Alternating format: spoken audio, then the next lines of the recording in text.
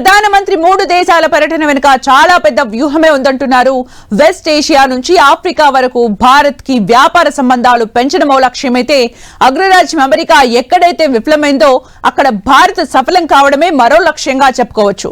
Third world అంటూ Trump ఈసడించిన దేశాలతో వ్యాపార అవకాశాలను పెంచుకోవడమే కాదు, ఆ దేశాల్లో ఆదాయం ఆర్జించే అవకాశాలను కూడా మోదీ రాబట్టనున్నారు.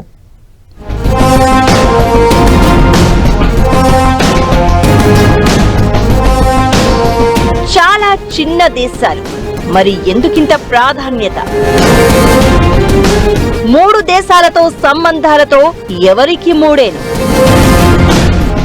ఎందుకు మోదీ 3 నేషన్స్ టూర్?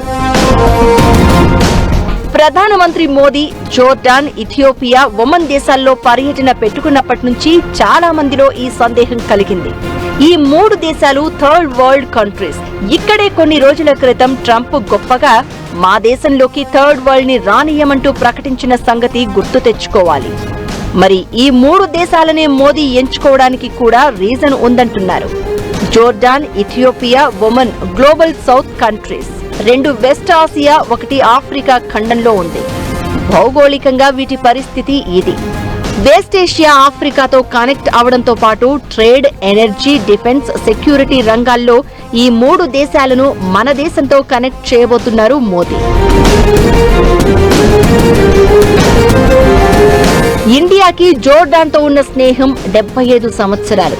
1950లో ఈ స్నేహం ప్రారంభం కాగా Jordan king Abdullah two personal invitation పై మోదీ ఇక్కడకు వెళ్లారు. ఈ క్రమంలోనే ఎకనామిక్ యాక్టివిటీతో పాటు కౌంటర్ టెర్రరిజం పై చర్చలు జరిగాయి. ఇక ప్రపంచంలో ఇప్పుడు వినిపించే బజ్ వర్డ్ ఎనర్జీ సేఫ్టీ. ఈ రంగంపైన మోదీ జోర్డాన్ తో సంబంధాలు పెంచారు. ప్రస్తుతం $2.8 బిలియన్ ట్రేడ్ ఉండగా ఇంకాస్త పెరుగుతుంది అనే అంచనాలు ఉన్నాయి.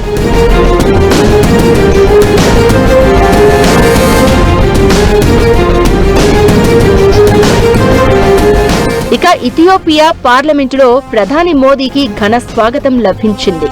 మోదీ ఇక్కడకు మొదటిసారిగా వెళ్లారు. బ్రిక్స్ గ్రూప్ లో ఇథియోపియా 2 ఏళ్ల క్రితమే జాయిన్ అయింది. మన 2 దేశాల మధ్య ట్రేడ్ $571 మిలియన్ మాత్రమే. దీనిని కనీసం $1 బిలియన్ చేర్చాలనేది కేంద్రం ఆలోచనగా చెప్తున్నారు.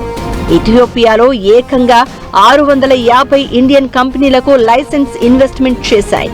ఇక్కడ మౌలిక వసతుల రంగం, తయారీ, వ్యవసాయ రంగంలో భారత్ పెట్టుబడులు పెట్టడం ద్వారా ఆదాయం పెంచుకోవచ్చనేది కేంద్రం ఆలోచనగా చెప్తున్నారు.